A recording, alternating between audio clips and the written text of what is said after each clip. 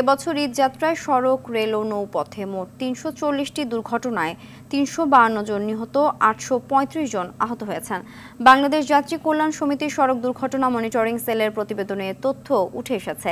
Dhaka reporters ইউনিটিতে যাত্রী কল্যাণ সমিতির সংবাদ সম্মেলনে সংস্থাটির মহাসচিব জানান, বিগত ঈদের তুলনায় সড়ক দুর্ঘটনা কমেছে ২১.৫ ভাগ, পাশাপাশি কমেছে নিহত ও আহতের হারও। তবে এবারের ঈদে অতিরিক্ত ভাড়া আদায় অতীতের সব রেকর্ড ছাড়িয়েছে বলেও জানান তিনি।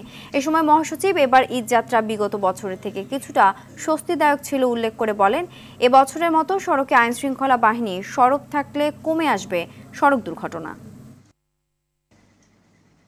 দেশের সড়ক মহাসড়কে ৩১৫টি সড়ক দুর্ঘটনায় ৩২২ জন নিহত হয়েছে, ৮২৬ জন আহত হয়েছে। রেলপথে ২১টি ছোট বড় দুর্ঘটনায় ২০ জন নিহত এবং ৮ জন আহত হয়েছে।